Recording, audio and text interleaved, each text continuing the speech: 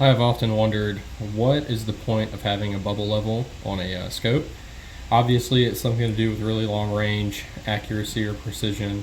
But I figured I'd look into it and figure out, why exactly it's so important to level a scope and to maintain level when you're taking a shot, to the point where you'd mount like a digital bubble level or a regular traditional bubble level on your scope. And so I've done a little bit of research, and so far, this is kind of what I've come up with. All right, so this is a good chart off the, let's see, which Facebook page? Brian Litz Ballistics Facebook page, and it kind of just gives you an idea of how far off you'll be at, this is 3 degrees of scope can on 2 different trajectories at 600 yard target. You've got a 243 and a 308 trajectory. And while that's still in a torso, that's pretty dramatic, and that's, this is a 600 yard trajectory.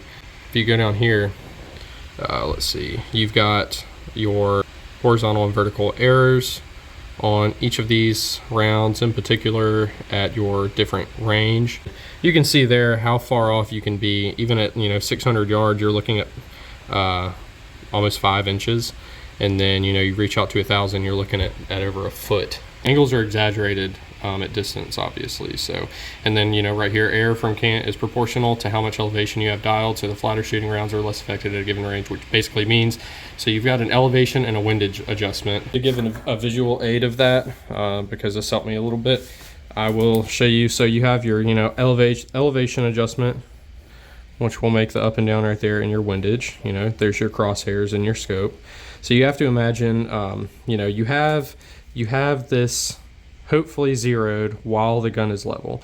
So if you have, this side up and this side down, you have it rotated clockwise, all of a sudden, a little bit of your elevation adjustment also becomes your windage adjustment, and vice versa. So when you adjust one, and you shoot with a cant, you've essentially adjusted your elevation and windage. You've adjusted in a diagonal, and that's essentially why. I mean, that's it. And this is accentuated obviously at further targets, at longer ranges, and that's why you see like these guys running an LPVO with their red dot canted out to the side here, and it's like, oh well, they've got like what, a 45 degree cant on this dot.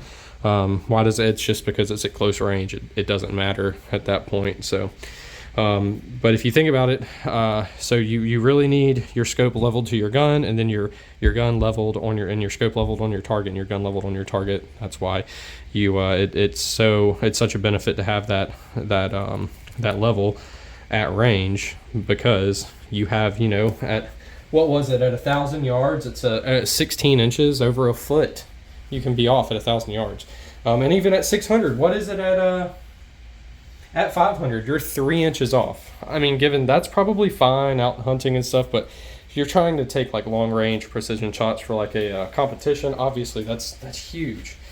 And just to give some something to look at, here is my Howa 1500 and 308 with Nico Sterling scope. It's nothing special at all, but it groups okay at 100 yards. This is what I've gathered in like a little bit of research. This is just something that I was thinking about, that I wanted to learn a little bit more about, and didn't really quite understand, is why people have these scope or these bubble levels on their scopes. Brownells actually did a great Smithbusters video on this. If you want to go check that out, I'll try and link it in the description. But he talked about how there's an argument that some people make that you should zero your scope to however it's leveled in your shoulder. So you level your scope based off what you're looking at through the gun, not based off what's actually level. So which means your gun would be canted underneath your scope, which also means you have a mechanical offset at that point. So I'm going to aim this right at you. So if the gun is straight up and down like this, you are straight over your bore. If you do this, you have a mechanical offset at that point. It's important that it's center with the bore, and you don't have that mechanical offset, because that'll essentially give you the same disadvantage that lifting the scope 4 inches higher off the gun would be. You have less room where there's that crossover for accuracy, if that makes any sense. Like I said, I'm no expert on this by any means. This is just like a little bit of research I've done on something that I've been interested in about for a while. So, but yeah, and then the obvious, you know, you don't want any part of your scope touching your gun, and I didn't want this to turn into like a, you know, how to mount your scope to be most accurate video, because I'm definitely not the person that needs to be making that video. I just wanted to basically go over what I learned about why bubble levels are important on long range guns, and it's kind of cool. So, and it makes a lot of sense once you hear it. It's like, oh yeah, okay, I guess it's pretty obvious. So that is pretty much it, and I'll just do a quick overview of my Howa, because I do like this gun, and I'd love to get out and see how accurate I can actually be with it, with some good ammo, because that makes a whole hell of a lot of difference, which I sadly discovered on my first range trip out. I used the ammo that I thought would be not quite as good to get it somewhat zeroed, and then went to the nicer high dollar ammo to, or what I thought was the higher dollar ammo. It ended up not being the case, to dial in that zero, and realize that I used the more accurate ammo first, and so my group just exploded when I switched over ammos. Definitely a learning experience, but take that from me. Buy the same ammo. Don't zero off two different ammos. Like, buy two of the same boxes of ammo and get some good stuff so you can feel better about yourself, because the Winchester stuff I got was like a 5 or 6 MOA group, and the Federal I was shooting at first was way closer to like a 2 to a 3 MOA group. And that Federal, fun fact, was over 20 years old, which is pretty crazy. That's why I shot it first, because it's 20 years old versus stuff that I bought from Academy that day. And the 20-year-old Federal gold match or whatever shot way better. And that's from me, who sucks at shooting at distance. So this is my Howa, however you want to say it. I like it. I'd like to get a different chassis for it or something, but the trigger's pretty good. You don't notice how bad triggers are until you're trying to hold your crosshairs on something at long range and squeeze that trigger and not upset the gun, and then it feels like you've got to pull that trigger a country mile. Whereas just, you know, yanking it in here, it feels better than, you know, any AR or 1911 trigger on the market, but, you know,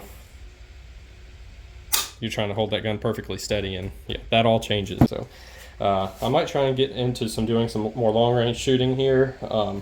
Once I build this AR, this kind of accurized AR, I'd love to put an LPVO on it, or even like a, what is this, Nico Sterling 3-10 on it or something. I wouldn't mind popping this on the AR just to see what I can do. It's nothing special. It absolutely is nothing special, but I think, you know, for what I'm going to use it for, I don't think it's going to lose zero, and I think the glass is just fine for out to 100 yards, especially with 10x magnification.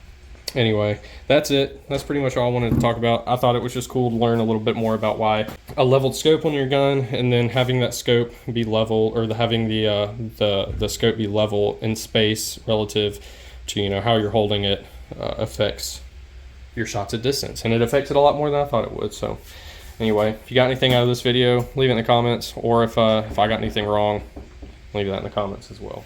Yeah, as always, guys, thanks for watching. I really appreciate it. I can't believe we're already at 1,300 subscribers. I feel like I got that extra 300 after I hit 1,000 really quick. The last 2 videos have done really well, so it's really motivating me to put a little more effort into these videos.